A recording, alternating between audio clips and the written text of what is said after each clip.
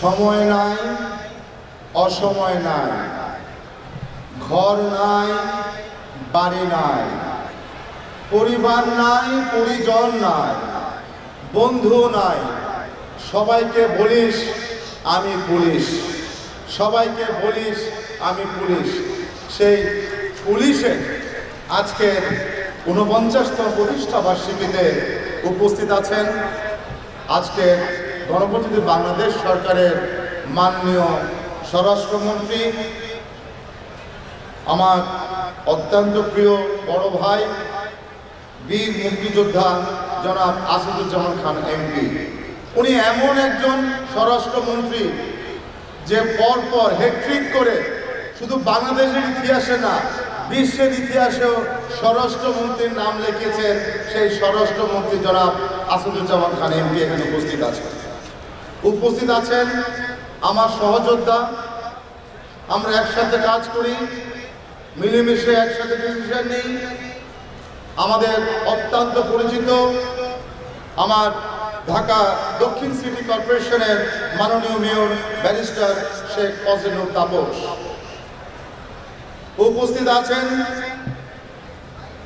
আমাদের পরিচিত যিনি আইটি নিয়ে অসম্ভব কাজ করেন এবং আর্টিফিশিয়াল ইন্টেলিজেন্সের মাধ্যমে কিভাবে ট্রাফিক ব্যবস্থা করতে পারবেন, ইতিমধ্যে বিভিন্ন ধরনের মিটিং করে ফেলেছেন। স্বরাষ্ট্র মন্ত্রণালয়ের প্রধান সচিব সিনিয়র সচিব জনাব মোহাম্মদ মুস্তাফিজুর রহমান বিপিএ এবং ইন্সপেক্টর জনাব পুলিশ জনাব চৌধুরী আব্দুল্লাহ মামুন বিপিএম বা বিশেষ অতিথি, যিনি মানুষের হাসি দিয়ে সবাইকে জয় করেন, আমাদের পুলিশ ইন্সপেক্টর জেনারেল। আর আছে আমার অত্যন্ত প্রিয় ভাজন।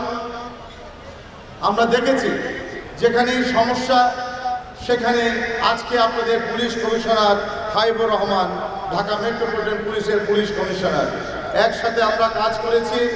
বিশেষ করে আমাদের সাভারে যখন অত্যন্ত শ্রমিক অসন্তোষ, সেই সময় সম্মুখ ভাগে যিনি কাজ করেছে আজকে আপনাদের সেই ডিএমপি পুলিশ কমিশনার উপস্থিত আছেন। আমাদের এখানে অনেক পুলিশের ঊর্ধ্বতন কর্মকর্তাবৃন্দ, সাবেক আইজিপি, সাবেক কমিশনার বৃন্দ উপস্থিত আছেন।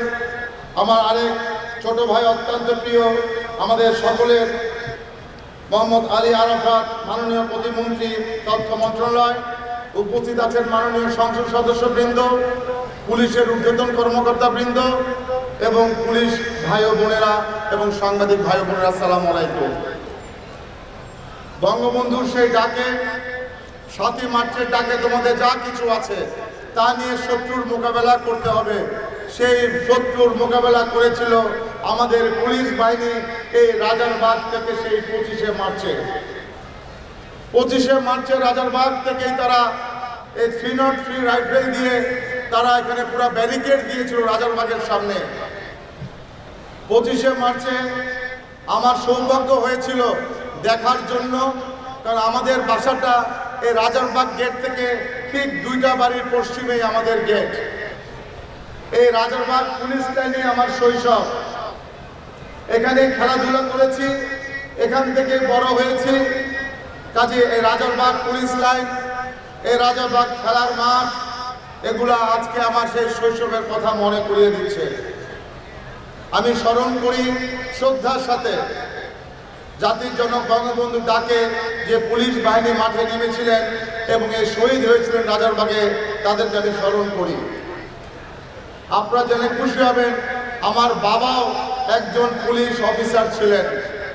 গর্বের সাথে বলতে পারি, আপনারা যেরকম পুলিশের রেশন খেয়েছেন, আমিও পুলিশের রেশন খেয়েই বড় হয়েছি। এটি হলো আমার সবচেয়ে বড় ব্যাপার, যেহেতু আমার বাবা ছিলেন পুলিশ অফিসার।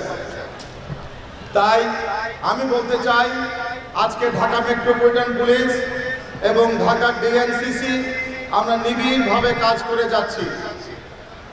পুলিশের যে কোনো সময় আমরা যখন সাহায্য চাই, আমরা পুলিশকে সাথে তাৎক্ষণিকভাবে আমরা পেয়ে যাই।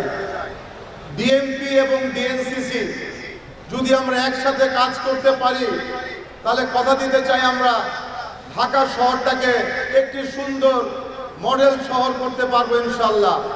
তার প্রমাণ ইতিমধ্যে দেখেছেন, মাননীয় স্বরাষ্ট্রমন্ত্রী, পুলিশের আইজিপি, পুলিশ কমিশনার সহ আমরা ফার্ম গেটে একটা ফুট ওভারব্রিজ ওপেন করেছে মাননীয় স্বরাষ্ট্রমন্ত্রী। ওই ফুট ওভারব্রিজে এখন পর্যন্ত কোনো ফেরিওয়ালা বসতে পারে নাই।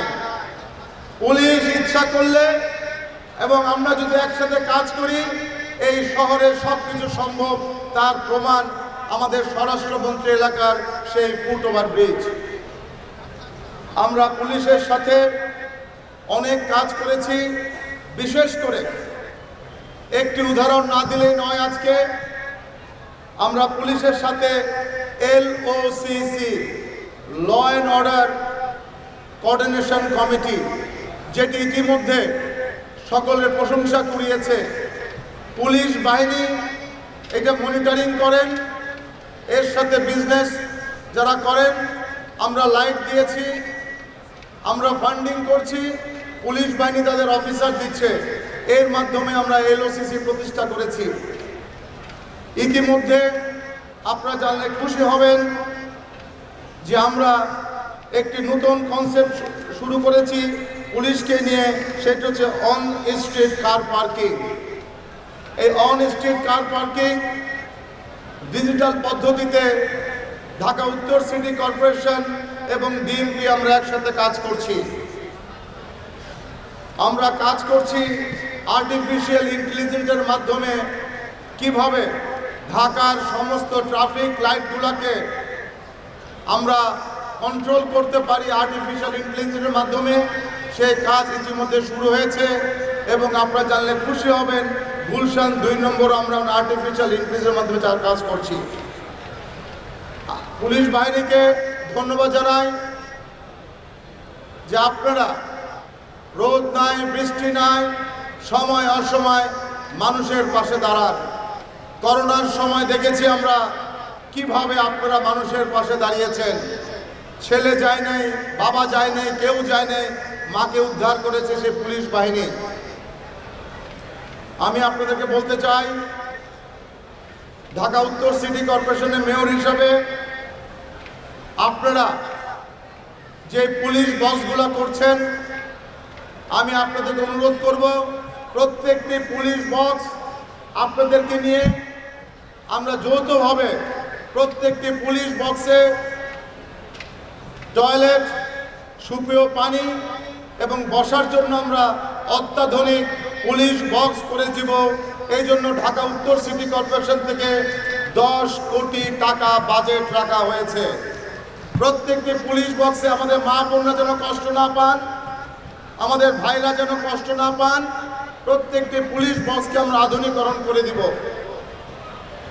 এছাড়া বিভিন্ন ধরনের রাস্তায় যে ব্যারিকেড দেয়, বিভিন্ন সময় দেখি অমুক অ্যাডভার্টাইজমেন্ট তমুক অ্যাডভার্টাইজমেন্ট, এগুলো না করে এটির জন্য আমরা বিশেষ বরাদ্দ রেখেছি। পুলিশ বাহিনীর এই ব্যারিকেডগুলোকে আমরা ডিএমপি এবং ডিএনসিসি এই দুটো মনোগ্রাম দিয়ে এই ঢাকাকে সাজাতে চাই।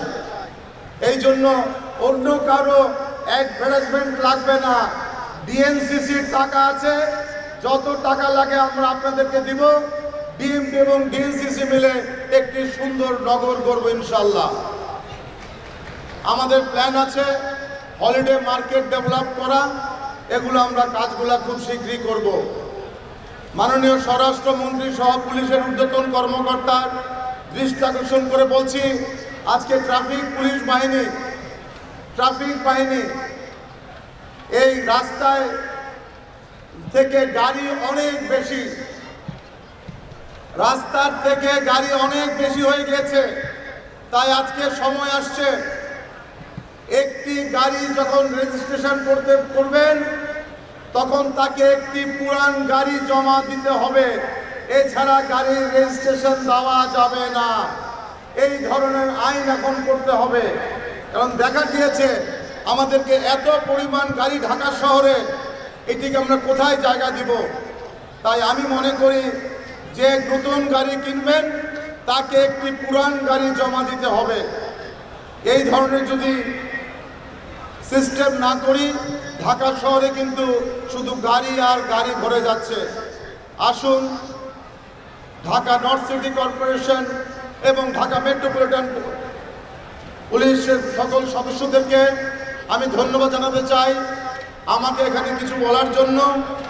এবং যেই শৈশবে আমি যেই মাঠে আমি সময় কেটেছি সেই মাঠে আজকে কিছু বলার জন্য আমি নিজেকে ধন্য মনে করছি।